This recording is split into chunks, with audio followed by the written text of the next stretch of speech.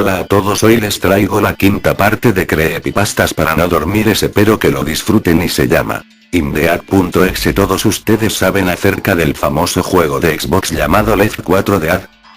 Tengo la versión para PC del juego, sinceramente es un juego muy agradable. Alrededor de un mes después de que el juego salió he encontrado algunos trucos para el juego. Después de un tiempo el sitio web que contiene los códigos para el juego se cerró para siempre, me tomó un rato para encontrar otro sitio web para los códigos de trucos, simplemente me rendí después de buscar durante un tiempo. Yo estaba jugando en línea y entonces le pregunté a algunas personas si sabían de algún sitio web para trucos de juegos y un usuario con el nombre de L4D101 me dio una dirección URL para un sitio web que dijo que es para los tramposos. Yo estaba feliz y emocionado, después de que fui al internet y escribí la URL, y me encontré la sorpresa que era un sitio web con un montón de números y letras. Después miré a través de ella y no podía encontrar ninguna trampa real. Entonces me imaginé que el usuario me engañó. En ese preciso momento intenté presionar el botón de atrás, pero se congeló y luego mi equipo empezó a abrir ventanas emergentes y tal, me tuve que reiniciar mi equipo. Le di la vuelta hacia atrás y me encontré con un archivo en mi equipo llamado Indead.exe. Tenía curiosidad por saber lo que estaba dentro del archivo y luego lo abrí. Se inició con el logotipo de Valve, como siempre, pero había algo diferente en ella. En vez de la normal se trataba de una casa embrujada que tenía el logo pintado en ella con pintura roja, pero lo que era extraño porque en el fondo se podía ver una mano que sale de la esquina, no una mano PG, pero una mano de verdad que parecía extraño y sangraba. El juego comenzó normalmente, con una pantalla de carga, se tomó un tiempo para que termine de cargar. A continuación, después de que terminó comencé a jugar, pero por alguna razón, la etapa se llamó Muerto para siempre, y el cuadro era una pantalla en blanco. Cuando se empezó me di cuenta de que mi personaje era más realista, que parecía que tenía lágrimas en los ojos. La jugabilidad era dentro de un edificio donde me encontraba cara a cara con un zombie, no tenía armas y terminé siendo asesinado, y luego mi personaje apareció frustrado con ira cuando empecé en otro juego. Entonces, por alguna razón empecé con armas, pensando que era un problema técnico. Entonces me fui al interior del edificio y maté a los zombies. Miré y vi a los cerebros reales provienen de los zombies, me acerqué y vi a un elemento y lo recogió, sin saber de qué se trataba, he seleccionado para usarlo. La pantalla se deformó rápidamente y se cubrió de sangre. Un vídeo real se jugó en la pantalla, era de un hombre que mató de un disparo a un zombie. Entonces comprendieron que era una especie de silbato para llamar a los zombies. Por extraño que parezca, resultó ser vivo, pero me parecía que es un timo. Mi personaje estaba llorando por su vida. Entonces vi a una bruja, me apareció una de ellas y por lo más que estuve tranquilo, por alguna extraña razón, me escuchó y dio un salto y la pantalla se puso demasiado sangrienta, casi realista. Yo sabía que estaba muerto, pero no había reset. Estaba listo para cerrar el juego cuando un fuerte grito jugó fuera de los altavoces y los partió. Era una foto mía decapitado en el suelo con mis ojos a mi lado, y luego vi las palabras "tú eres el siguiente", que temía para mi vida y eliminar el juego fuera de mi disco duro para siempre. El siguiente creepypasta es Drake el rastrillo, o Drake es una leyenda urbana similar a Slenderman y Paliface. Esta versión está editada, resumida, mejor dicho. Es solo un fragmento de la que me encontré en internet, que tenía un formato similar a un reporte. Esto pasó tal fecha, aquello la otra. Pero también contenía esta historia de una mujer que tuvo un encuentro con Drake, que fue la parte que más me gustó. Y aquí está. Hace 3 años, acababa de regresar de un viaje a las cataratas del Niágara con mi familia por el 4 de julio. Estábamos exhaustos luego de conducir todo el día, así que pusimos a los niños en la cama y nos fuimos a dormir. A las 4 de la madrugada me desperté con la idea de que mi esposo había ido al baño.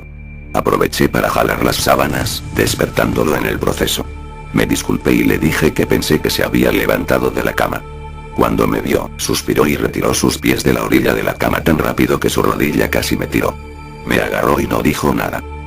Luego de ajustar mi vista a la oscuridad por medio segundo, fui capaz de distinguir qué causó la reacción. Al pie de la cama, sentado y viéndonos de lejos, había lo que pensé era un hombre desnudo, o un gran perro sin pelo de algún tipo. Su posición era perturbadora y no natural, como si hubiese sido arrollado por un auto. Por alguna razón no sentí miedo, sino preocupación por su condición. Ese momento, estaba bajo la asunción de que debíamos ayudarlo. Mi esposo estaba viendo sobre su brazo y la rodilla, doblado en posición fetal, ocasionalmente viéndome antes de regresar la mirada a la criatura. En un movimiento veloz se arrastró hacia nosotros, a un lado de la cama, hasta quedar a poco menos de 30 centímetros del rostro de mi esposo. Por medio minuto, en silencio, solo le observó. Se levantó y corrió al pasillo en dirección a los cuartos de los niños. Grité y fui tras él para detenerlo y evitar que los hiriera.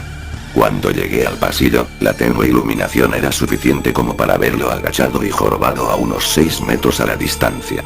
Estaba cubierto de sangre y tenía a Clara, mi hija. La arrojó bruscamente y huyó por las escaleras cuando mi esposo le disparó con su arma desde la habitación. Una gran herida atravesaba el pecho de Clara y con esfuerzo se mantenía consciente. Llamamos por una ambulancia. Inútilmente tratamos de detener el sangrado. Mi esposo maldecía iracundo y lloraba descontrolado. Presenciar la vida de mi hija terminar me tenía paralizada y escuchar los lamentos de su hermano menor ante la situación fue insoportable. Sin darme mucha oportunidad de reaccionar, mi esposo tomó a Clara y la llevó a la camioneta. Desesperado por la ausencia de ayuda, la encaminó él mismo al hospital. Estoy segura de haberla escuchado decir "él es el rastrillo" en una débil y esforzada voz previo a que dejara la habitación. Impactaron violentamente contra un camión de carga que frecuentaba la ruta de nuestro pueblo. Murieron casi instantáneamente. En pocos días la noticia se movilizó entre los medios. La policía ayudó un poco al principio, y el diario local tomó mucho interés en ello. Pero nada jamás fue publicado, y la nota en las noticias locales nunca tuvo seguimiento. Por varios meses, mi hijo Justin y yo nos quedamos en un hotel cercano a casa de mis padres. Después de que decidimos regresar a casa, comencé a buscar respuestas por mí misma. Eventualmente encontré a un hombre en otra ciudad vecina que tuvo una historia similar. Entramos en contacto y comenzamos a hablar de lo ocurrido. Conocí a otras 2 personas que habían visto a la criatura que ahora llamaremos el rastrillo, en Nueva York.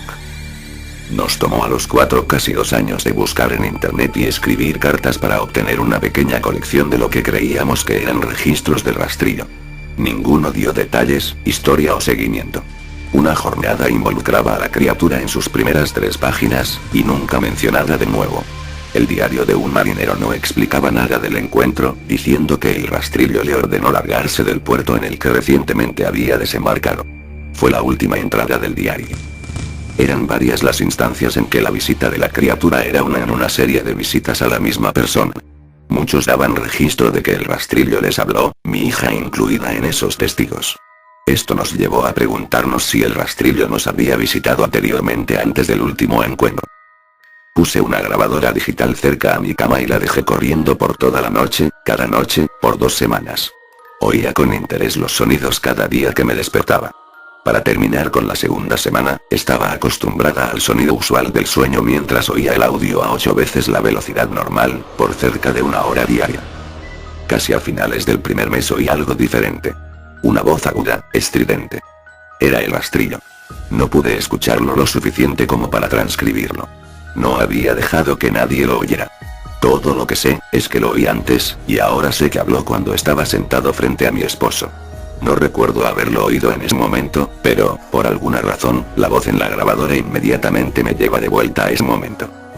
Los pensamientos que debieron pasar por la mente de mi hija me hicieron enojar. No he visto al rastrillo desde que arruinó mi vida, pero sé que ha estado en mi habitación mientras dormía. Sé y temo que un día despertaré para verlo de pie, con su mirada vacía puesta sobre mí.